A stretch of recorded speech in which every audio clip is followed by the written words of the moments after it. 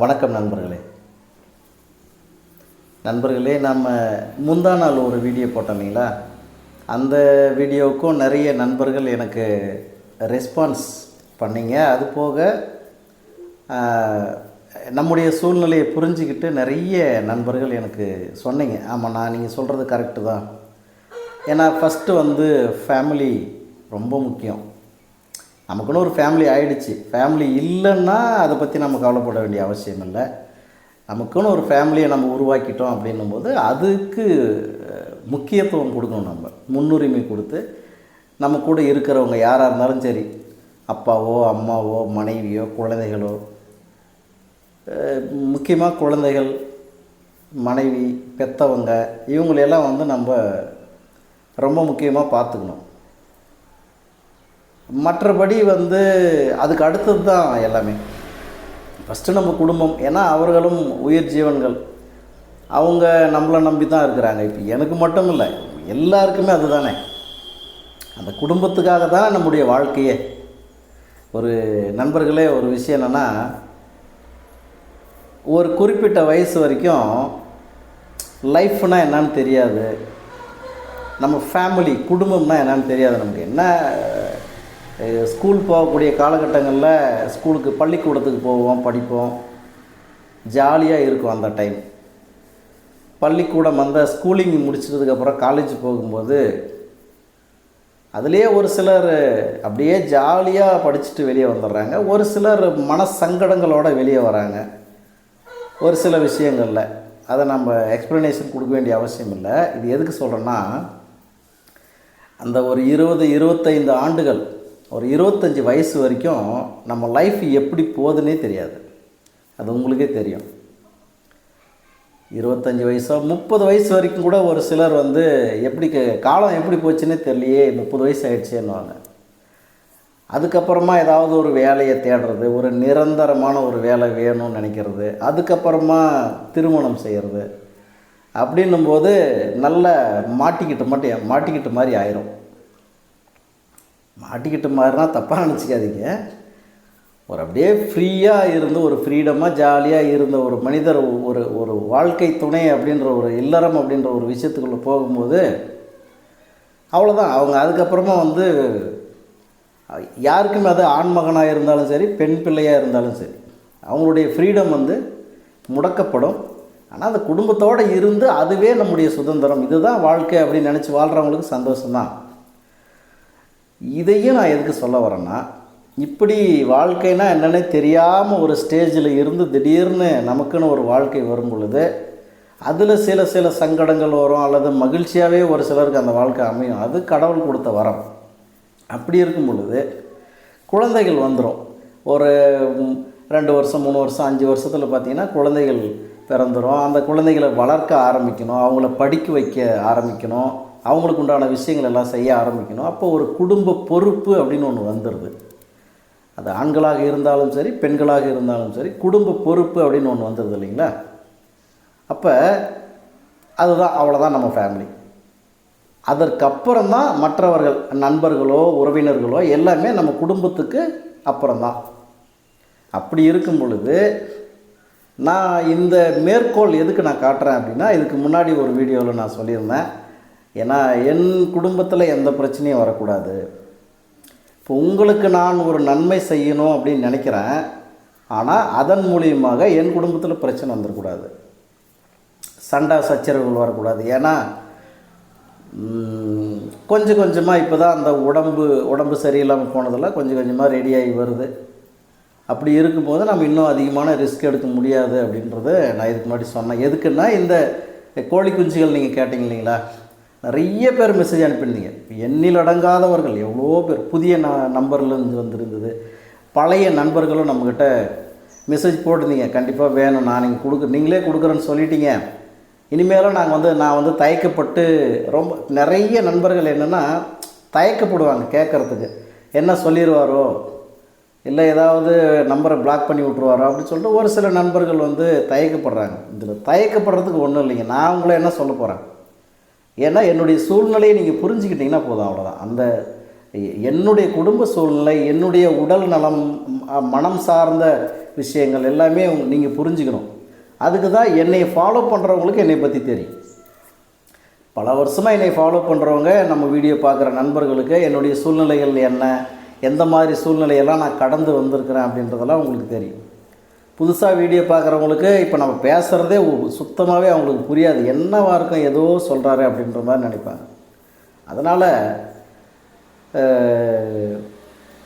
எனக்கு ஆதரவு அளிக்கக்கூடிய நண்பர்களுக்கு ரொம்ப ரொம்ப நன்றி. காரணம் என்னன்னா, என்னுடைய சூழ்நிலையை புரிஞ்சுக்கிறீங்க. அதுபோக இன்னும் சில நண்பர்கள் அவங்க ஒளிவு மறைவு இல்லாமல் ஓப்பனாகவே கேட்குறாங்க. என்னென்னா, நீங்கள் கொடுக்குறேன்னு சொல்லிட்டீங்க, ரொம்ப ஆர்வமாக அவ்வளோ சந்தோஷமாக இருந்துச்சு. ஒரு 2 நாள் கழித்து நீங்கள் இல்லை அதெல்லாம் முடியாது, கோழி குஞ்சுகள் எல்லாம் வந்து ப்ரீடிங் பண்ணி அதை பெருசு பண்ணி கொடுக்கறதுக்கு வாய்ப்பு இல்லை அப்படின்னு சொல்லிட்டீங்க, ரொம்ப மனசு உடஞ்சி போய்ட்டுன்ட்டு நிறைய நண்பர்கள் எனக்கு மெசேஜ் போடுறீங்க. அந்த மெசேஜும் பார்க்க வேண்டியதாக இருக்குது, இதையும் பார்க்க வேண்டியதாக இருக்குது. எனக்கே மன சங்கடம், ஏன்டா இப்படி நம்ம வந்து மாட்டிக்கணும் அப்படின்னு. ஏன்னா இன்னொரு விஷயம், ஒரு நல்ல மனிதனைத்தான் பல பேர் நம்பி வருவாங்க, ஆகாத போகாதன்னு நம்பி போக மாட்டாங்க. ஒருத்தன் திட்டுறான் அப்படின்னா கூட, ஏதோ ஒரு கடுஞ்சொல்லால் சொல்கிறான் அப்படின்னா கூட, அவன் நல்லவனாக இருந்தால், ஏப்பா நீ சொன்னது எனக்கு நல்லது தானப்பா சொல்லியிருக்கிற, என்ன கொஞ்சம் கோபமாக என் மேலே பேசிட்டேன் அவ்வளோதான், இருந்தாலும் எனக்கு நல்லது தான் நீ சொல்லியிருக்கிற அப்படின்ற மாதிரி வரும் இல்லையா நண்பர்களே? அதைத்தான் நம்ம என்ன செய்கிறோம்னா, நல்ல விஷயத்தை சொல்கிறோம், நல்ல விஷயத்தை செய்கிறோம்.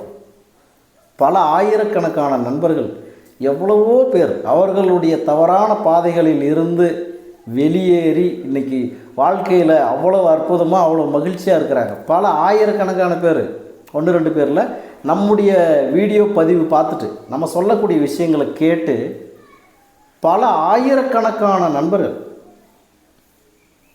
அவர்கள் செய்யக்கூடிய தவறான விஷயங்களிலிருந்து வெளியே வந்துடுறாங்க. ஆமாம், இது வாழ்க்கைக்கு உதவாத விஷயங்களை நம்ம செஞ்சுக்கிட்டு இருக்கிறோம், இது எதுக்குமே உதவாது, நம்முடைய உடல் நலத்திற்கு கேடு, மனநலத்திற்கு கேடு, குடும்பத்திற்கு கேடு, எல்லாத்துக்குமே கேடான விஷயத்தை நம்ம எதுக்கு செய்யணும் அப்படின்னு சொல்லிட்டு இந்த தவறான பாதைகளிலிருந்து வெளியே வந்தவங்க எவ்வளோ பல ஆயிரக்கணக்கான நண்பர்கள் என்கிட்ட பர்சனலாக சொல்லுவாங்க.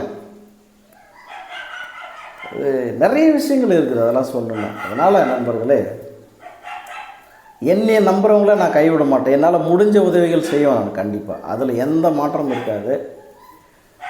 கோழி குஞ்சுகள் ப்ரீடிங் பண்ணி கொடுக்குற சூழ்நிலை இல்லை. ஆனால் ஏதோ 1-2 கோழியை நம்ம அவியத்தில் வச்சு கொஞ்சம் ஏதோ வர்றதை நம்ம எப்பயாச்சும் இருக்கும்போது நான் சொல்கிறேன், அப்போ தேவைப்படுறவங்க எடுத்துக்குவீங்க. ஆனால் முட்டைகளாக வேணுன்றவங்க கேட்கலாம் நீங்கள், ஏன்னா கோழி முட்டை வைக்குது, அதை வந்து நீங்கள் வாங்கிட்டு போயிடலாம். இன்னொரு விஷயம் என்னென்னா, கோழி குஞ்சுகளாக நீங்கள் வாங்கிட்டு போகிறத விட முட்டைகளாக வாங்கிட்டு போனீங்கன்னா உங்களுக்கு அதாவது உங்களுக்கு தான் நன்மை. என்னென்னா, 10 முட்டைகள் நீங்கள் வாங்கிட்டு போகிறீங்கன்னா அதில் மினிமம் 6 குஞ்சுகள் பொறிச்சே ஆகணும் அப்படின்றது நம்முடைய கேரண்டி. 10க்கு 6 60%. அதில் 4 குஞ்சுக்கு தாங்க பொறிச்சது, 5 தாங்க பொறிச்சது. 5ன்னா கூட ஓரளவுக்கு பரவாயில்ல, 5 வளர்த்துட்டிங்கன்னா ஓகே. இல்லை அதுலேயும் 1-2 மிஸ் ஆகிடுச்சு அப்படின்னா நான் மறுபடியும் உங்களை கூப்பிட்டு முட்டைகள் ஒரு 5ஓ 6ஓ கொடுத்து அனுப்பிடுவேன். நான் காசு வாங்க மாட்டேன், எடுத்துன்னு போய் இதையும் வச்சு நீங்கள் நல்லபடியாக பண்ணிக்கோங்கப்பா அப்படின்னு சொல்லிட்டு. ஆனால் கோழி குஞ்சுகளாக நீங்கள் வாங்கிட்டு போனீங்கன்னா அது உங்களுடைய பொறுப்பு. என் கையிலேருந்து நான் கொடுத்துட்டுனா போதும். அப்போ நீங்கள் பார்த்துக்கலாம், நல்லா இருக்குதா, நோய் நொடி இல்லாமல் இருக்குதா, பிரச்சனை இல்லாமல் இருக்குதா, நீங்கள் பார்த்துக்கலாம்.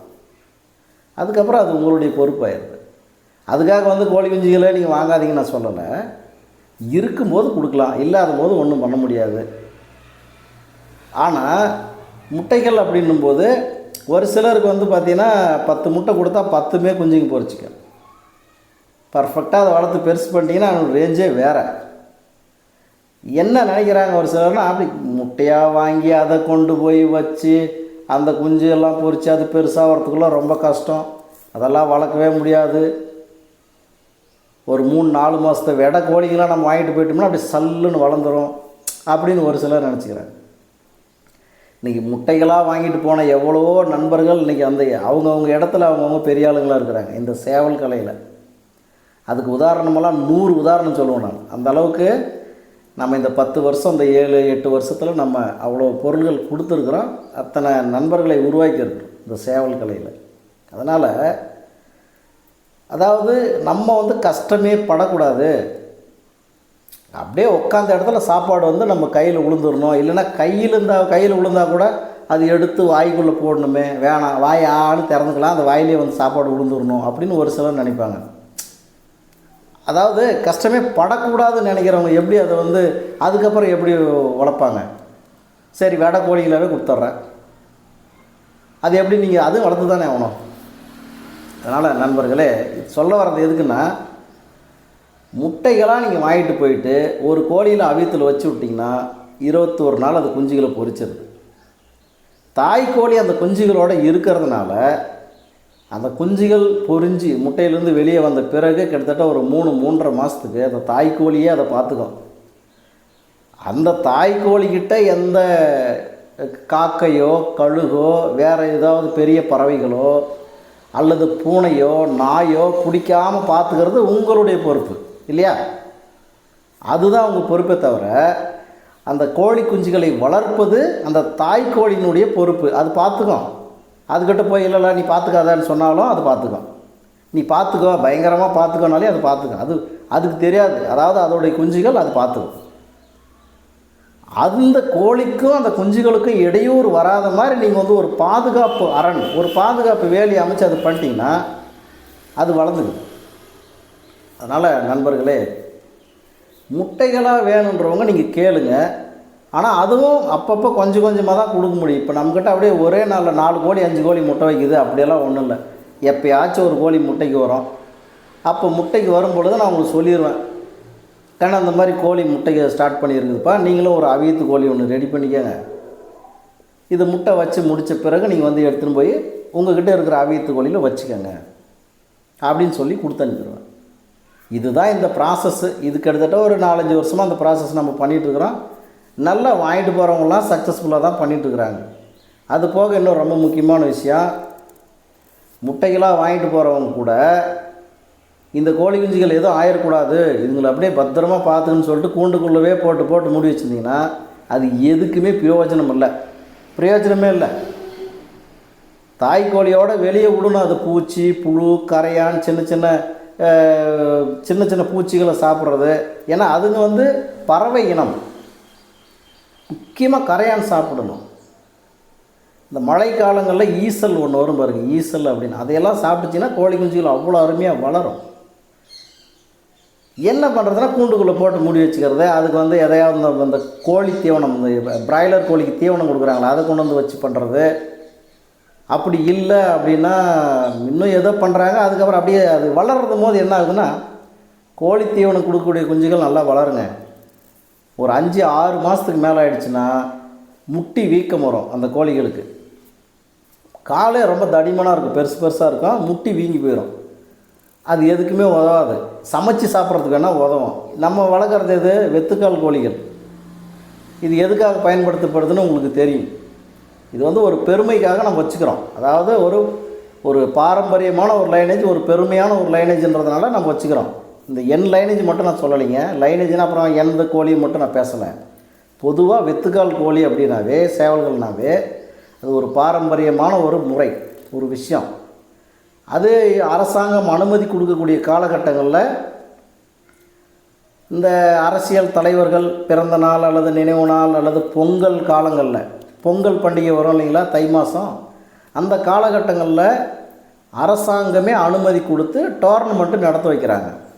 அப்போ அந்த டோர்னமெண்ட்டில் அரசாங்க அனுமதியோடு நம்ம போய் சேவல்களை களத்தில் இறக்கி அதில் நம்ம வெற்றி பெற்றோம் அப்படின்னா அது ஒரு மிகப்பெரிய பெருமை இல்லையா? அதுக்காக தான் முன்னே நான் சொன்னேன், ஒரு பெருமையான ஒரு விஷயம் இது அப்படின்னு.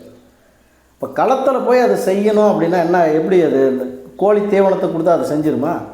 உடம்பு தான் பொதன்னு உடம்பு ஏறுமே தவிர எதுக்குமே அது உதவாது. கறிக்கு மட்டும்தான் உதவும், வீட்டில் சமைக்கக்கூடிய கறிக்கு மட்டும்தான் உதவும். அதனால் வளர்க்குறது வெளியில் விட்டு வளர்க்குறவங்களா இருந்தால் வாங்கிட்டு போங்க. இப்போ கூட சொல்கிறேன், எனக்கு கோழிகள் வளர்க்குறதுக்கு ஒரு கொஞ்சமாவது இடம் இருக்குது, கொஞ்சமாவது வெளியே மேய்ச்சல் முறையில் விடுறதுக்கு எனக்கு இடம் இருக்குதுங்க அப்படின்ற மாதிரி இருக்கிறவங்க மட்டும் முட்டைகள் வாங்கிட்டு போகிறவங்களா இருந்தால் கூட சரி, யாராக தான் என்ன, முட்டை வாங்கிட்டு போனால் நான் முட்டையாகவே வச்சுக்குவீங்களா?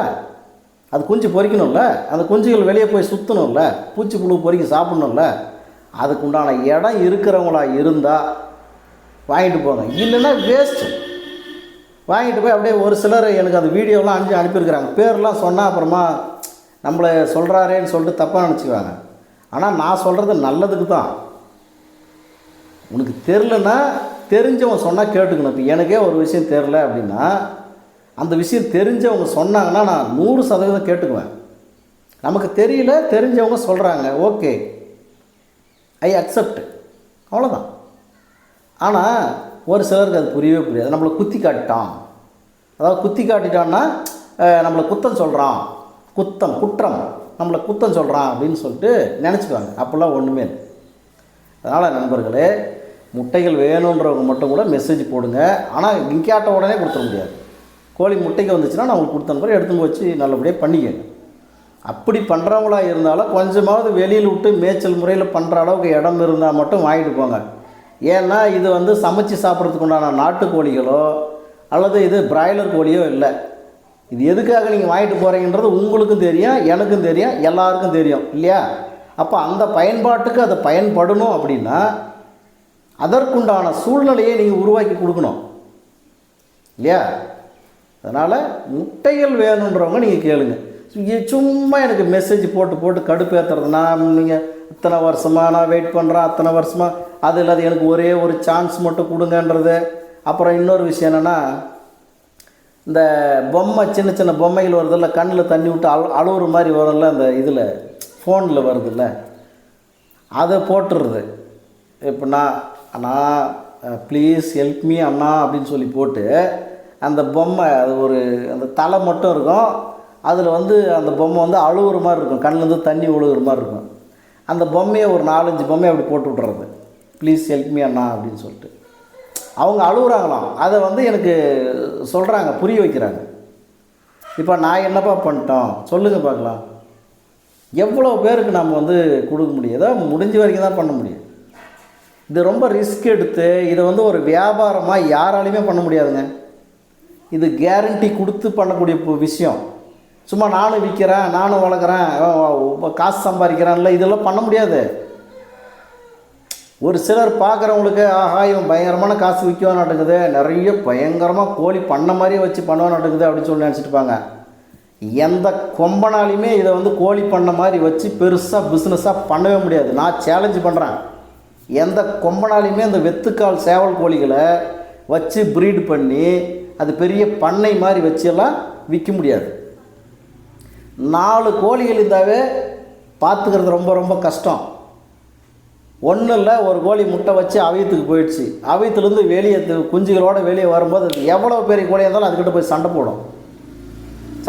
இல்லை ஒரு கோழிக்கு ஏதோ ஒரு உடம்பு சரியில்லை, சேவலுக்கோ கோழிக்கோ உடம்பு சரியில்லை, ஒரு 5 நாள் 6 நாள் அதை ரிங்குலையோ அல்லது ஒரு கூண்டுக்குள்ளவோ போட்டு அதுக்கு ட்ரீட்மெண்ட் கொடுக்குறோம், வெளியே விடலை, அது ரெடியாகி வருது. ஒரு வாரம் கழித்து, ஒரு வாரம் அதுக்கு ட்ரீட்மெண்ட்டு ரெடி ஆகிடுச்சு, வெளியே விடுறோம்.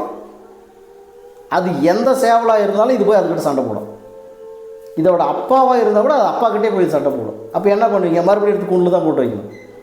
புரியுதா உங்களுக்கு? நாட்டுக்கோழி மாதிரி நினச்சிக்காதீங்க. இது அப்படியே பண்ண மாதிரி ஒன்று பெருசாக வச்சு வளர்த்து பயங்கரமாக விற்று காசு சம்பாரிச்சு அப்படிலாம் எவனாலையுமே பண்ண முடியாது. ஒரு பெரிய சேவல் இருக்குதுன்னா அதுதான் அங்கே கிங்கு, அதுதான் கிங்கு. அதுக்கு பிறகு வர்றது 10 சேவல் 20 சேவல் இருந்தால் கூட அந்த பெரிய சேவல் தான் கிங்கு. ஆனால் இந்த சின்ன சேவலுங்க ஒரு 10 நாள் வெளியில் போயிட்டு வருது, இல்லை ரூம்குள்ளே போட்டு வச்சுருந்துட்டு எடுத்து வெளியே விடுறோம்னா பெரிய சேவல் கட்டி போய் மாட்டோம், ஒன்றுமே பண்ண முடியாது. ஏன்னா இதுங்க பயந்து ஓடுறதும் இல்லை, சண்டை போடுறதுக்கு முன்னாடி பெரிய சேவல் தெரிஞ்சிடுச்சுன்னா திருப்பி ஓடி போயிரு. சண்டை போடுறதுக்கு முன்னாடி நான் சொல்கிறேன், மாட்டிடுச்சு பயப்படாதுங்க, ஓடாது. அப்போ எத்தனை சேவலை நம்ம வச்சு வளர்க்க முடியும் சொல்லுங்கள்? ஒரு இடத்துல பண்ணவே முடியாது. சேவல்கள் மட்டும் இல்லை, கோழிகளும் அப்படி தான், பெட்டை கோழிகளும் அப்படி தான். ஏன் சின்ன குஞ்சுங்க, கோழி குஞ்சுகள் ஒரு 1.5 மாதம் ஆச்சுன்னா போதும், 1 மாதம் 1.5 மாதம் ஆச்சுன்னா போதும், அதுங்க சண்டை போட ஆரம்பிச்சிடும். அதுங்களே ஆட்டோமேட்டிக்காக அதுங்களே சண்டை போட ஆரம்பிக்கும். அதுதான் வந்து லைனேஜ் அப்படின்றது. அது பாரம்பரியமாக ஒரு விஷயம் அதுங்களுக்கு உள்ள, அது ஜீன், அந்த கோழி குஞ்சுகளுடைய இருக்கக்கூடிய ஜீனே அதுதான், சண்டைக்காகவே பிறந்தது அது. அப்போ 1.5 மாதம் ஆச்சுன்னா சண்டை போட ஆரம்பிச்சிடும். இப்போது ஒரு கோழியில் ஒரு 10 குஞ்சுகள் பொரிச்சிருச்சுன்னா ஒன்று ஸ்டார்ட் பண்ணிச்சுன்னா போதும், இன்னொன்று கொத்தும், இன்னொன்று வரும், இன்னொன்று வரும். அந்த ரத்த வாடை அடிச்சிச்சுன்னா போதும், அந்த பிளட்டு ஒரு கோழி குஞ்சில் வெளியே வந்துருச்சுனாவே எல்லாமே கொத்த ஆரம்பிச்சிடும். அப்புறம் எல்லாமே சண்டை போட ஆரம்பிச்சிடும். அப்போ தனித்தனியாக அந்த 10 கூண்டுகள் நீங்கள் வச்சுக்கணும். ஒரு கோழியில் பிறந்த 10 குஞ்சுகளுக்கு 10 கூடைகள், 10 கூண்டுகள் நீங்கள் தனியாக வச்சுருக்கணும். மற்ற லைனேஜ் எப்படியோ எனக்கு தெரியாது, என்னுடைய லைனேஜ் நான் சொல்கிறேன், நான் வச்சுருக்கிற லைனேஜ் நான் சொல்கிறேன். நீங்கள் தனித்தனியாக போட்டு வைக்கலைன்னா எதையுமே உங்களால் காப்பாற்ற முடியாது. ஒரு 4 நாள் 5 நாளில் எல்லாமே வாஷ் அவுட் ஆயிரும், சண்டை போட்டு செத்து போயிடும். அப்போ இதை வந்து ஒரு பெரிய பண்ணை மாதிரி ஒரு பெரிய பயங்கரமாக வச்சு வளர்த்து வித்துற முடியுமா? அப்படிலாம் பண்ண முடியாது நண்பர்களே. இது லிமிட்டாக தான் வச்சுக்க முடியும், லிமிட்டாக தான் வச்சுக்க முடியும். அப்போ லிமிட்டாக தான் நம்ம கொடுக்க முடியும். கேட்குறவங்களுக்கு லிமிட்டாக எப்போயே இருக்கும்போது தான் கொடுக்க முடியுமே தவிர, இதை வந்து பெரிய ப்ராசஸ் பண்ணி இதில் பயங்கரமாக காசு சம்பாரிச்சிடலாம் அப்படிலாம் பண்ண முடியாது. அது போக இன்னொரு விஷயம், ஒரு சிலர் இந்த வெத்துக்கால் பற்றியே தெரியாது. வெத்துக்கால் சேவல்கள்லாம் என்னென்னு அவங்களுக்கு தெரியாது, இது வரைக்கும் அவங்க வளர்த்துருக்கவும் மாட்டாங்க. ஆனால் அவர்கள் வளர்க்கணும்னு இதை ஆசைப்பட்றாங்க. ஒரு சிலர், யாரும் தப்பாக நினச்சிக்காதீங்க, உங்களை குறிப்பிட்டோ நான் சொல்லலை, அவங்களுக்கு தெரியும். பொதுவாக நான் சொல்கிறேன். இப்போ நம்ம வீடியோ பல வருஷமாக பார்ப்பாங்க. அப்போ அவங்களுக்கு என்ன தோணுன்னா, இவர் மட்டும் இவ்வளோ பயங்கரமான லைனேஜ்னு சொல்கிறாரு, 100% கேரண்டின்றாரு. அப்போ இவர்கிட்ட தான் நம்ம வாங்கிட்டு வந்தால் அதுவும் 100% கேரண்டியான பொருளாக தானே இருக்கும். நம்ம வாங்கிட்டு வந்துட்டு ஒரு 10 கோழிகள் 5 கோழிகள் வாங்கிட்டு வந்து வச்சுக்கின்னு அதை ப்ரீட் பண்ணி நம்மளும் இது மாதிரி விற்கலாம் அப்படின்னு சொல்லிட்டு ஒரு சிலர் பிளான் பண்ணாங்க, வாங்கிட்டு போனாங்க. சக்ஸஸ் ஆகலை, அவங்கக்கிட்ட செத்து போச்சு. காரணம் என்னென்னா, இந்த பண்ணை கோழிகளை அடைச்சி வைக்கிறாங்கள்ல, பண்ணை கோழிகள், பண்ணையில் நாட்டு கோழிகளை அடைச்சி வச்சு பெருசு பண்ணி கறி கோழிகளுக்கு விற்பாங்க, அதாவது கறிக்கு விற்பாங்க. அது மாதிரியெல்லாம் ஒரு சிலர் பண்ணியிருக்கிறாங்க. வாங்கிட்டு போகிறது நாட்டுக்கோழியில் அவியத்தில் வச்சு அந்த குஞ்சுகளை பெருசு பண்ணுறது, அதுக்கு கோழி தீவனம் கொடுக்கறது, அல்லது ஏதோ ஒன்று போட்டு பண்ணையிலே வச்சு அடைச்சி வைக்கிறது. ஒரு குறிப்பிட்ட ஸ்டேஜ் வரும்பொழுது இது சண்டை போட ஆரம்பிக்கும். அப்படி இல்லைன்னா பண்ணைக்குள்ளவே இருக்கிறதுனால என்ன ஆகும் அப்படின்னா, அதாவது வந்து எலும்பும் தோலும் ஆயிரும். அதாவது வந்து ரத்த ஓட்டமே இருக்காது, வெளுத்து போய் கிடக்கும் கோழிங்க. அது எதுக்கு நான் உதவுமா? அது யாருக்குன்னா விற்க முடியுமா? அதுக்கு கேரண்டி கொடுக்க முடியுமா? சொல்லுங்கள் பார்க்கலாம்.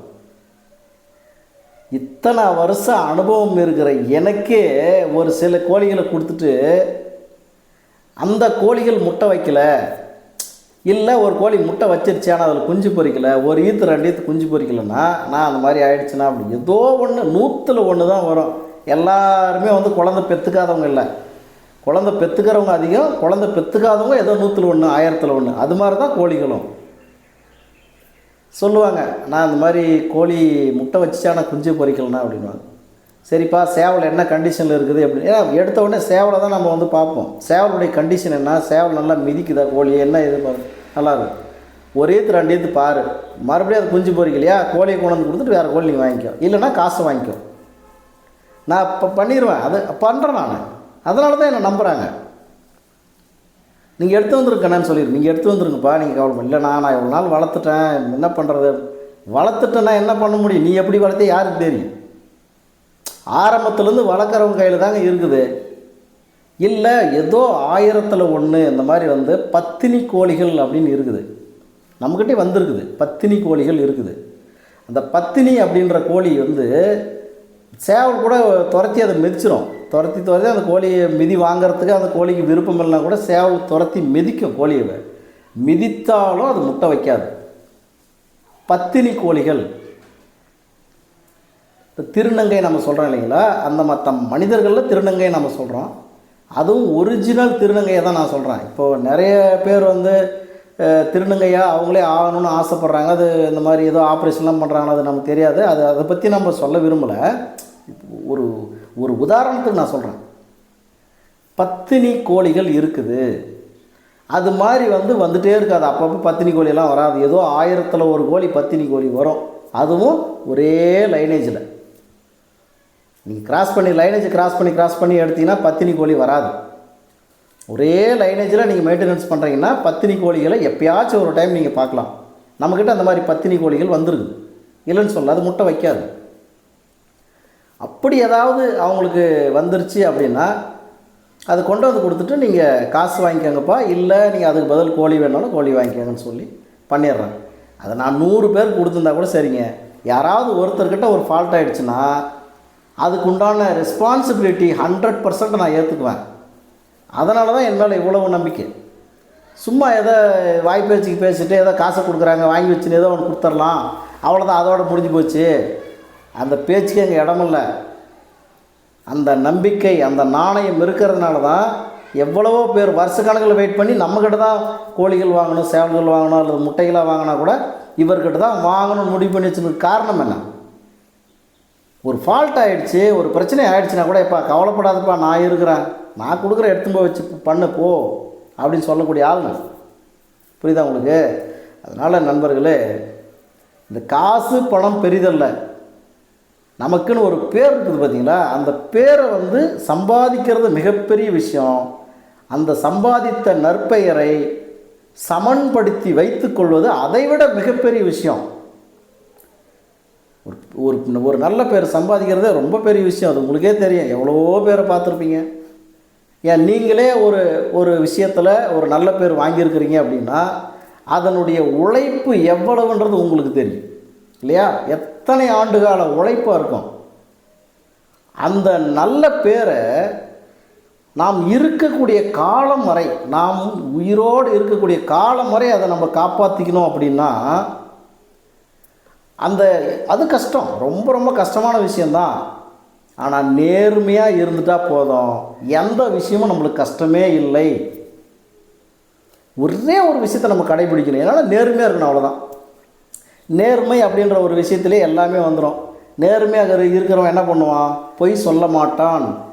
நேர்மையாக இருக்கிறவன் பொய் சொல்ல மாட்டான். நேர்மையாக இருக்கிறவன் யார் பணத்துக்கும் ஆசைப்பட மாட்டான். நேர்மையாக இருக்கிறவன் திருட மாட்டான். நேர்மையாக இருக்கிறவன் பொறுக்கித்தனம் பண்ண மாட்டான். நேர்மையாக இருக்கிறவன் வேறு எந்த தவறுகளுக்கும் போக மாட்டான். அதாவது மற்றவங்களுக்கு துன்பத்தை கொடுக்க மாட்டாங்க. நேர்மையாக இருக்கிறவன் அடுத்தவன் பொருளுக்கு ஆசைப்பட மாட்டான்.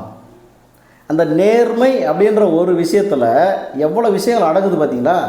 அதனால தான் ஒரு மனிதன் நேர்மையாக இருந்து விட்டால் மட்டும் போதும், அவன் எடுத்து வைத்திருக்கக்கூடிய அந்த பெயர், நற்பெயர் எப்பவுமே களங்கம் இல்லாமல் சரியாக இருக்கும். அந்த நேர்மை என்ற பாதையிலிருந்து அவன் விலகி தவறிட்டான் அப்படின்னா ஏதோ ஒரு ஆசையில், ஏதோ ஒரு ஆசை, மண்ணாசை, பெண்ணாசை, பொன்னாசைன்னு எத்தனையோ ஆசைகள் இருக்குது. இன்றைக்கி அந்த ஆசையெல்லாம் எதுவுமே இல்லை. பணத்தாசை, இன்றைக்கி ஜனங்களுக்கு பணத்தாசை, அது பின்னாடி போகிறாங்க. அப்போ அந்த ஏதோ ஒரு ஆசையினால் அவன் அந்த நேர்மை தவறிட்டான் அப்படின்னா முடிச்சு, யாருமே மதிக்க மாட்டாங்க. அதனால் நான் எல்லாத்தையும் பார்த்துட்டேங்க, அந்த காசு பணம் மயிறு மண்ணாங்கட்டி அத்தனையுமே நான் பார்த்துட்டேன், அழிச்சிட்டேன், என்னோ பண்ணிட்டேன். அதனால் அதெல்லாம் ஒரு மயிறு இல்லை, நேர்மையாக இருந்துட்டு போவோம், அவ்வளோதான். என்கிட்ட இருக்கிற பொருள் இதுதான் ரேட்டு, என்கிட்ட குவாலிட்டி 100% இருக்கும், அதுக்கு நான் கேரண்டி 100% கொடுக்குறேன், அதுக்கு தகுந்த மாதிரி தான் ரேட்டு இருக்கும். புரியுதா உங்களுக்கு? ஒரு சிலர் நான் சொல்லுவேன், ரொம்ப வருஷமாக என்கிட்ட கேட்டுருப்பாங்க, சார் உங்கள் லைன் வைக்கணும், ரொம்ப வருஷமாக நான் உங்களை ஃபாலோ பண்ணுறேன், இது என்ன ரேட்டுன்னு சொல்லுங்கள், அதே ரேட்டு சொல்லுங்கள். நான் ரேட்டு சொல்லுவேன் யதார்த்தமாக, சார் இதுதான் ரேட்டு, ஆனால் கொடுக்குற பொருளுக்கு 100% நான் கேரண்டி கொடுக்குறேன். லைனேஜ் 35-36 வருஷமாக அந்த லைனேஜை நான் பாரம்பரியமாக வச்சுருக்கிறேன், கிராஸ் ப்ரீடிங் பண்ணாமல் ஒரிஜினல் ப்ரீடாக நான் வச்சுருக்கிறேன். அது இங்கே இருக்கக்கூடிய லோக்கலில் இருக்கிற இந்த சேவல் கலையில் இருக்கிறவங்களுக்கு எல்லாருக்குமே என்னை தெரியும். இந்த தருமபுரி டிஸ்ட்ரிக்ட், பாலக்கோடில் இருக்கக்கூடிய தருமபுரி டிஸ்ட்ரிக்டில் இருக்கக்கூடிய ஆளுங்களுக்கு அது லோக்கல் தான். எனக்கு தருமபுரி டிஸ்ட்ரிக்ட் ஃபுல்லாகவே எனக்கு லோக்கல் மாதிரி தான். அது என்னுடைய ஏரியா. தருமபுரி டிஸ்ட்ரிக்ட்ன்றது என்னுடைய ஏரியா, என்னுடைய லோக்கல் இடம். எல்லாருக்குமே என்னை தெரியும், என்னுடைய லைனேஜும் தெரியும். என்னுடைய லைனேஜ் எப்படின்றது எல்லாருக்குமே தெரியும். அப்போ கொடுக்குற பொருளுக்கு 100% கேரண்டி கொடுக்கக்கூடிய ஆள் நான். இல்லை என்னையை தவிர வேறு யாராவது கேரண்டி கொடுக்குறாங்கன்னா அங்கே போய் வாங்கிக்காங்க, அதை பற்றி கவலை இல்லை. ரேட்டு கேட்டுட்டு நம்ம அதை சொன்னோம்னா போதும், அதோடு சரி. ஒரு சிலர் என்ன பண்ணுறாங்கன்னா நம்மளுக்கு ரிப்ளே பண்ணுறதில்ல. அவங்களுக்கு என்னென்னா எப்படியாச்சும் இவர்கிட்ட ஏமாற்றி வாங்கிடணும்னு நினைக்கிறாங்களோ, இல்லை ரொம்ப சொற்பமான காசு கொடுத்துட்டு இவ்வளோ நல்ல பொருள் ஆட்டையை போட்டுன்னு போகணும்னு நினைக்கிறாங்களோ, அது எனக்கு தெரியல. நண்பர்களே, ஒரு விஷயத்தை நல்லா புரிஞ்சுக்கங்க. ஒரு நல்ல விஷயத்தை நம்ம அடையணும் அப்படின்னா, ஒரு நல்ல விஷயம் நம்மளுக்கு கிடைக்கணும் அப்படின்னா அதற்குண்டான உழைப்பு நம்மக்கிட்ட இருக்கணும். எவ்வளவு உழைக்கின்றோமோ அதற்குண்டான பலன் தான் நம்மளுக்கு கிடைக்குமே தவிர, காலையில் 1 மணி நேரம் மட்டும்தான் நான் வேலை செய்வேன், ஆனால் எனக்கு 10,000 ரூபா வரணும் அல்லது 1,00,000 ரூபா எனக்கு வரணும் அப்படின்னா அதற்குண்டான தகுதி உங்களுக்கு இருக்கணும் இல்லையா? இப்போ ஒரு 10 கோடி ரூபா இன்வெஸ்ட்மெண்ட் பண்ணுறாங்க ஒருத்தர், ஒரு ஷேர் மார்க்கெட்லேயே வச்சுக்கலாம். ஷேர் மார்க்கெட்டில் நம்ம ரொம்ப வருஷமாக அதில் ஃபாலோ பண்ணாங்க, அதனால் சொல்கிறேன். ஒரு ஷேர் மார்க்கெட்டில் ஒரு 10 கோடி ரூபாய் இன்வெஸ்ட்மெண்ட் ஒருத்தர் பண்ணுறாரு அப்படின்னா அவர் 1 மணி நேரத்தில் தாராளமாக 10 லட்சம் கூட சம்பாதிக்கலாம். ஆனால் அதற்குண்டான தகுதி அவருக்கு இருக்கணும். தகுதின்னா என்ன? அதற்குண்டான உழைப்பு இருந்திருக்கணும், கற்றுக்கணுக்கணும், தெரிஞ்சிருக்கணும், எக்ஸ்பீரியன்ஸ் இருக்கணும். 10 கோடி ரூபாய் இன்வெஸ்ட்மெண்ட் பண்ணாலும் சரி, 1000 கோடி ரூபாய் இன்வெஸ்ட்மெண்ட் பண்ணாலும் சரி, அதற்குண்டான உழைப்பு இல்லாமல் அதுக்குண்டான எக்ஸ்பீரியன்ஸ் இல்லைன்னா அது பொட்டுன்னு போயிடும், நிற்காது. ஏன்னா தெரியாது இல்லையா? அப்போ ஒரு நல்ல விஷயம் நம்மளுக்கு கிடைக்கணும்னா அதற்குண்டான உழைப்பை நம்ம உழைச்சிருக்கணும். எதுவுமே இல்லை, இந்த இந்த இந்த பொருளுக்கு இந்த மாதிரி ரேட்டாக, ஓகே, அவர் ஒரு பொருளுக்கு இவ்வளோ ரேட் சொல்கிறாருன்னா அதை நம்ம யாரையுமே ஏமாற்றி கொடுக்குறது இல்லையே. பொது வெளியில் தான் வீடியோ போடுறேன். பொது வெளியில் உலகம் பூரா மக்கள் பார்க்குறாங்க. ஒன்று சும்மா ஏதோ தருமபுரியில் மட்டுமோ இல்லை தமிழ்நாட்டில் மட்டுமோ நம்ம வீடியோ பார்க்கல. கிட்டத்தட்ட பார்த்தீங்கன்னா ஒரு 25-30 நாடுகளில் இருந்து நம்முடைய வீடியோக்களை பார்க்குறாங்க. 30 நாடுகளுக்கு மேலேயே இருக்குது. அதில் நம்ம அந்த யூடியூப் ஸ்டூடியோ அப்படின்னு ஒரு ஆப் இருக்குது. அதை நம்ம டவுன்லோட் பண்ணி வைக்கணும். இந்த யூடியூப்பில் வீடியோ போடுறவங்களுக்கு அது ரொம்ப மஸ்ட்டு. அதில் ஆடியன்ஸ் அப்படின்னு ஒரு செக்டார் இருக்குது, செக்ஷன் ஆடியன்ஸ் அப்படின்னு இருக்கும். அந்த ஆடியன்ஸ் அப்படின்ற செக்ஷனை நம்ம கிளிக் பண்ணோம்னா மேல் எவ்வளோ பேர் பார்க்குறாங்க, ஃபீமேல் எவ்வளோ பேர் பார்க்குறாங்க அப்படின்றது வரும். மேல் ஃபீமேல் அப்படின்னு எத்தனை பர்சன்ட் பார்க்குறாங்க அப்படின்றது. அப்புறம் ஏஜ் வைஸாக வரும், ஏஜ் குரூப். இத்தனை வயசுலேருந்து இத்தனை பர்சன்ட் பார்க்குறாங்க, இவ்வளோ வயசுக்காரங்க. இது நம்முடைய சேனலில் பார்க்கக்கூடிய ஏஜ் குரூப் பார்த்திங்கன்னா கிட்டத்தட்ட ஒரு 20 வயசு, 19-20 வயசுலேருந்து ஸ்டார்ட் ஆகுது. அதுக்கு கீழே இருக்கிறவங்க பார்க்குறாங்க, ஆனால் கம்மியான பர்சன்ட்டு. 19 வயசுக்கு மேலே பார்த்தீங்கன்னா 19 வயசில் இருந்து 34 வயசு வரைக்கும் கிட்டத்தட்ட 60% மேலே நண்பர்கள் வீடியோ பார்க்குறாங்க. நம்ம வீடியோ பார்க்கக்கூடிய நண்பர்களுடைய ஏஜ் கேட்டகரி என்னென்னா 19 வயதிலிருந்து 34 வயசு அதிகமான மனிதர்கள் பார்க்குறாங்க. அதுக்கு மேலே இருக்கிறவங்க ஒரு குறிப்பிட்ட பர்சன்ட், அதுக்கு மேலே இருக்கிறவங்க ஒரு குறிப்பிட்ட பர்சன்ட்னு சொல்லிட்டு போகுது. அதில் ஃபீமேல் கிட்டத்தட்ட 4%, 5% நம்ம வீடியோ பார்க்குறாங்க. அதாவது ஒரு 100 பேர் நம்ம வீடியோ பார்க்குறாங்கன்னா அதில் 5 பெண்கள் நம்ம வீடியோ பார்க்குறாங்க, 95 ஆண்கள் பார்க்குறாங்க. இப்போ ஒரு 1000 பேர் வீடியோ பார்க்குறாங்கன்னா 50 பெண்கள் பார்க்குறாங்க, நம்ம வீடியோ பார்க்குறாங்க. இப்போ நல்ல விஷயத்தை சொல்கிறதுனால தானே பார்க்குறாங்க. அதனால் நண்பர்களே, அந்த அனலைஸில் நம்ம பார்க்கும் பொழுது அப்படி மேல் ஃபீமேல் இதெல்லாம் பார்த்துட்டு எந்தெந்த நாடுகளில் இருந்து நம்முடைய வீடியோக்களை பார்க்குறாங்க அப்படின்னு பார்த்தோம்னா ஃபஸ்ட்டு இந்தியா வந்துடுது. இப்போ போன மாதம் பார்த்திங்கன்னா ஸ்ரீலங்கா இருந்தது. இந்தியாவுக்கு அடுத்தது ஸ்ரீலங்கா. இலங்கைக்கார நண்பர்கள் தான், இலங்கையில் இருக்கக்கூடிய நண்பர்கள் நிறைய நம்ம வீடியோ பார்ப்பாங்க.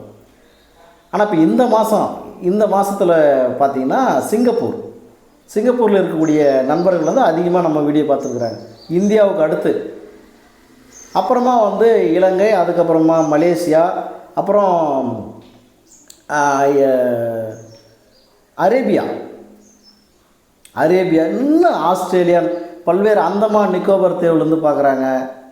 தமிழர்கள் பார்க்குறாங்களா இல்லை இது இங்கிலீஷில் ட்ரான்ஸ்லேட் பண்ணி பார்க்குறாங்களான்னு எனக்கு தெரியல. ஆனால் பல்வேறு நாடுகள்லேருந்து நம்ம வீடியோவை வாட்ச் பண்ணுறாங்க, நண்பர்கள் பார்க்குறாங்க. அதனால் நண்பர்களே, நம்ம ஏதோ ஒரு பொய்யோ ஏதோ ஒன்று சொல்லிவிட்டு காசை வாங்கின்னு ஓடி போகிற ஆள் நம்ம இல்லை. கொடுக்குற பொருளுக்கு 100% கேரண்டி. அது போக நான் கொடுத்த பொருள் உங்கள்கிட்ட ஏதாவது ஒரு ஃபால்ட் ஆகிடுச்சு, ஃபால்ட்டுன்னா இப்போ பொட்டைக்கோழி ஆயிடுச்சுன்னா அது முட்டையே வைக்கல அல்லது முட்டை வச்சு குஞ்சியே பொறிக்கலைன்னா கூட அதை நான் ரிட்டர்ன் எடுத்துக்கிறேன். நீங்கள் காசை வாங்கினாலும் சரி இல்லை அதுக்கு பதில் பொருளை வாங்கினாலும் சரி கொடுத்துட்றேன். இப்போ இன்றைக்கி விற்றுட்டேன், நாளைக்கோட உங்களுடைய ஃப்ரெண்ட்ஷிப் கட்டு அப்படின்றது இங்கே வேலை இல்லை. இன்றைக்கி உங்களுக்கு ஒரு பொருள் கொடுக்குறேன்னா ஃபுல்லாக டைரியில் உங்களுக்கு ஹிஸ்ட்ரி இருக்கும், உங்களுடைய டோட்டல் ஹிஸ்ட்ரி என் டைரியில் இருக்கும். உங்கள் பேர், உங்கள் ஊர், உங்கள் வயசு, உங்களுடைய ஃபோன் நம்பரு, உங்கள் டிஸ்ட்ரிக்கு எல்லாம், உங்களுடைய அட்ரஸே எங்கிட்ட இருக்கும். ஏன்னா இந்த ஏரியாவில் நம்முடைய லைனேஜ் அங்கே இருக்குது. அப்படின்றது. மெயின்டெனன்ஸ், டோட்டல் மெயின்டெனன்ஸ் என்கிட்ட இருக்குது. என்கிட்ட வாங்கிட்டு போனவங்க ஒருத்தர் கூட மிஸ் ஆக முடியாது. அவ்வளோ நான் டைரியில் எழுதி வச்சுருக்கிறேன், ஃபோனில் சேவ் பண்ணி வச்சுருக்கிறேன். புரியுதா நண்பர்களே? அதனால் சும்மா ஏதோ ஒரு சிலர் ரேட்டு பொருளுக்கு உண்டான ரேட்டு தான், சும்மா ஏமாந்த காலமெல்லாம் போயிடுச்சு. ஆனால் எனக்குன்னு ஒரு குறிப்பிட்ட ஒரு நண்பர்கள் இருப்பாங்க, அதாவது என் மனசுக்கு பிடிச்ச நண்பர்கள்னு சொல்லிட்டு நிறைய பேர் இருக்கிறாங்க. அவங்கக்கிட்ட இவ்வளோ காசு கொடுங்கண்ணே, இல்லை இவ்வளோ காசு கொடுங்கண்ணா நான் கேட்கவே மாட்டேன். முடிஞ்சால் அவங்க கையில் இருக்கிறத கொடுத்துட்டு வாங்கிட்டு போட்டு, இல்லைன்னா காசை வாங்க வேண்டிய அவசியமே இல்லை. என் பொருள் தானேப்பா, நான் உற்பத்தி பண்ணுற பொருள் தானே, நான் நினச்சா நான் சும்மாவும் கொடுக்கலாம். அதையும் நான் செய்கிறேன், செஞ்சுட்டு தான் இருக்கிறேன். எல்லாருக்கிட்டையும் நான் காசு பணம் வாங்கிறதில்ல. அதனால் இப்போ கூட ஒரு சில தம்பிகளுக்கு நான் சொல்லியிருக்கிறேன். இன்றைக்கி கூட ஒரு மெசேஜ் போட்ட தம்பி ஒருத்தருக்கு முட்டைகள் வேணும்னா அப்படின்னாரு. ஆல்ரெடி வாங்கிட்டு போயிருந்தார் தம்பி. கண்ணா கோழி முட்டை வைக்கிட்டுக்கன்னா நான் உங்களுக்கு சொல்கிறேன் அப்படின்னு சொல்லுகிறேன். சொல்கிற கண்ணா அது எடுத்துக்கான்னு தான் மெசேஜ் போட்டுக்கிறேன் தவிர இவ்வளோ காசு ஆகும் அவ்வளோ காசு ஆகும் நான் சொல்லலை. நான் அவர்கிட்ட காசு வாங்கவும் மாட்டேன். அது மாதிரி நமக்குன்னு மனசுக்கு பிடிச்ச எவ்வளோ பேர் இருக்கிறாங்க, நல்ல மனிதர்கள், தங்கமான மனிதர்கள், யாருக்கும் எந்த கெடுதலும் பண்ணாத, யாருக்கும் எந்த துரோகமும் பண்ணாத எவ்வளவோ மனிதர்கள் நம்மளுக்கு நண்பர்களாக இருக்கிறாங்க. நம்மளால் முடிஞ்ச உதவி நம்ம செய்வோம், ஒன்றும் செய்யாதெல்லாம் போகிறதில்ல, செஞ்சுட்டு தான் இருக்கிறேன். ஆரம்பத்திலே நம்மக்கிட்ட சும்மாவே ஆட்டையை போட்டுன்னு போகணுன்னா தப்பு தானே அது? என் மனசுக்கு பிடிக்கணும், நீங்கள் உண்மையானவங்களான்னு தெரியல எனக்கு முதல்ல. நீ நல்லவனா, ஓகே, நோ ப்ராப்ளம், எப்போ வேணாலும் என்ன வேணாலும் எந்த பொருள் வேணாலும் கொடுக்குறேன். ஆனால் உள்ளுக்குள்ளே சாக்கடையாக ஓடும், வெளியே பயங்கரமாக நல்லவ மாதிரி பேசி நடிக்கிறது, வாய் திறந்தாவோ பொய் பேசுறது, அப்படி இருந்தால் யார் கொடுப்பான்? அதனால் நண்பர்களே, இந்த வீடியோ எதுக்கு நான் பதிவு பண்ண ஆரம்பித்தேன்னா, முட்டைகளாக வேணுன்றவங்க மட்டும் கேளுங்கப்பா, கோழி குஞ்சுகள் வேணுன்றவங்க கொஞ்சம் வெயிட் பண்ணுங்கள், இருக்கும்போது நான் சொல்கிறேன் அப்படின்னு சொல்லி முடிச்சுக்கலான்னு தான் இதை ஸ்டார்ட் பண்ணேன். ஆனால் பல்வேறு விஷயங்கள் நம்ம சொல்ல வேண்டியது இருக்குதுல்ல. இது ஒன்றும் விளையாட்டு விஷயம் இல்லை.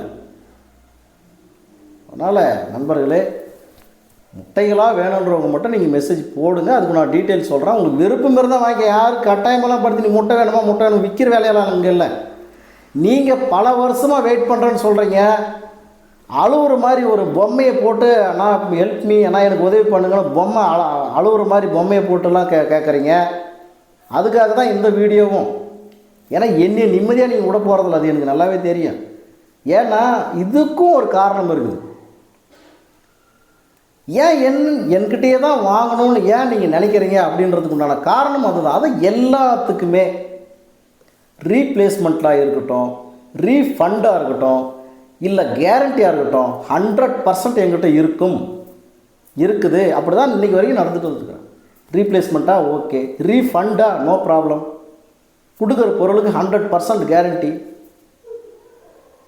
அதனால தான் என்னை நம்புறீங்க, அது எனக்கு புரியுது. ஆனால் இது ஒரு பெரிய ப்ராசஸாக பண்ண முடியாது, பெரிய பண்ண மாதிரி வச்செல்லாம் பண்ண முடியாது. இருக்கிறது என்கிட்ட முக்கியமான பொருளுங்க வச்சுருக்கிறேன். எங்கிட்ட இருக்கிறதுனால அது முக்கியமான பொருளாக தானே இருக்கும். மற்றவங்களுக்கு கொடுக்கறதே அவ்வளோ நல்ல பொருள் கொடுக்குறேன்னா என்கிட்ட இருக்கிறது எப்படிப்பட்ட பொருளாக இருக்கும்? அப்போ அந்த பொருளுங்களை வச்சு தான் உங்களுக்கு நான் ப்ரீட் பண்ணி கொடுக்க போகிறேன். முட்டைகள் எடுத்தாலும் அவ்வளோ பர்ஃபெக்டான சேவல், பர்ஃபெக்டான கோழியை போட்டு தான் நம்ம ப்ரீட் பண்ணி முட்டைகள் கொடுக்க போகிறோம். அதனால் என்கிட்ட வாங்கிட்டு போகிற பொருளை பற்றி நீங்கள் கவலைப்பட வேண்டிய அவசியம் இல்லைங்க. அதுக்கு நான் கேரண்டி. ஏன்னா காசு ஒன்றும் சும்மா வந்துடுறதில்ல, நைட்டு பகலாக உழைச்சி சம்பாதிச்சா தான் காசு. அது எனக்கு தெரியும், அந்த கஷ்டம் எனக்கு தெரியும். காசு சம்பாதிக்கிறதுனா எவ்வளோ கஷ்டம்னு எனக்கு தெரியும். அப்படி உங்களை ₹1 நான் ஏமாற்றி வாங்கிட்டேன்னா நான் உருப்பிட மாட்டேன். அதை நானே சொல்லிக்கிறேன், நான் உருப்பிட மாட்டேன். நான் உங்களுக்கு ஒரு பொருள் கொடுக்குறேன்னா அது என்னுடைய மனசார நான் உங்களுக்கு கொடுக்கணும். தம்பிக்கிட்ட கொடுக்குறேன், பர்ஃபெக்டான பொருள் எடுத்துன்னு போய் வச்சு நல்லபடியாக பயன்படுத்திக்கப்பா அப்படின்னா அது ஒரு சந்தோஷமாக தான் நான் கொடுப்பேன். நல்லா இல்லாத பொருளை கொடுக்க முடியுமா? முதல்ல கொடுத்தா அது கை நல்லா வருமா கொடுக்கறதுக்கு? எனக்கு வராது, கை வராது கொடுக்கறதுக்கு. ஏன்னா ஆகாத போகாத பொருளை கொடுத்துட்டு அவ்வளோ காசை நம்ம வாங்கினோம்னா உருப்படி ஆக மாட்டேங்க. எந்த தவறுமே பண்ணாமல், யாருக்கும் எந்த துரோகம் பண்ணாமல், மற்றவங்க காசு ₹1 சாப்பிடாம இன்றைக்கி வரைக்கும் என்னுடைய உழைப்பில் இருக்கக்கூடிய நான், எனக்கு கடவுள் பல்வேறு கஷ்டங்களை கொடுக்குறாரு. நானே பல தடவை கேட்டிருக்கிறேன், என்னப்பா நான் பண்ணேன், என்ன யாருக்கு என்ன துரோகம் பண்ணுறேன், யாராவது ₹1 காசு நான் சாப்பிடணும்னு நினைக்கிறேன்னா இல்லையே, எனக்கு ஏன் அடிக்கடி பிரச்சனைகளை கொடுக்குறேன் நான் கடவுள்கிட்ட பல ஆயிரம் வாட்டி கேட்டிருப்பேன். அதுக்கும் காரணம் இருக்கும். ஏன்னா இந்த ஜென்மத்தில் நம் மனசறிஞ்சு நம்ம யாருக்கும் துரோகம் பண்ணலை, நேர்மையாக இருக்கிறோம். ஆனால் இதுக்கு முன்னாடி ஒரு ஜென்மத்தில் நம்ம பிறந்திருப்போம்ல, கண்டிப்பாக ஏதாவது ஒரு மிருகமாகவோ மனிதனாகவோ பிறந்திருப்போம். அந்த ஜென்மத்தில் என்ன தவறு செஞ்சேன்னு நமக்கு தெரியுமா? தெரியாதுல்ல. அதற்குண்டான தண்டனையை கூட இந்த ஜென்மத்தில் நம்ம அனுபவிக்கலாம் இல்லையா? யாரும் ஃபோன் பண்ணுறாங்க. அதனால் நண்பர்களே, எவ்வளவு நல்லவர்களாக இருந்தாலும் அவர்களுக்கும் சில பிரச்சனைகள் வரத்தான் செய்யும். எல்லாத்தையும் நம்ம ஏற்றுக்கிட்டு போகணும், வேறு வழி இல்லை. இதுதான் மனித வாழ்க்கை. அதனால் சரி நண்பர்களே, முட்டைகள் வேணுன்றவங்க மட்டும் கேளுங்க. ஆனால் வளர்க்குறதுக்கு இடம் இருக்கிறவங்களா இருக்கணும். சும்மா வாங்கிட்டு போய் நான் மாடி மேலே தான் வச்சு வளர்க்குவேன் அப்படின்னா தயவு செய்து வாங்காதீங்கப்பா. நீ கொடுக்குற காசு வேஸ்ட்டு. அப்புறம் நான் மறுபடியும் நான் உனக்கு முட்டை கொடுக்குற மாதிரி ஆயிரும். அந்த மாதிரி வேலையே வேண்டாம்.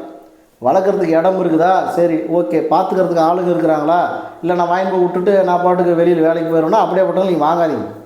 அது எனக்கு தான் ரிஸ்க்கு. புரியுதா உங்களுக்கு? நீங்கள் உங்களுக்கு கொடுத்து முடிச்சுட்டா என்னோடய வேலை முடிஞ்சு போச்சுன்னு இல்லை.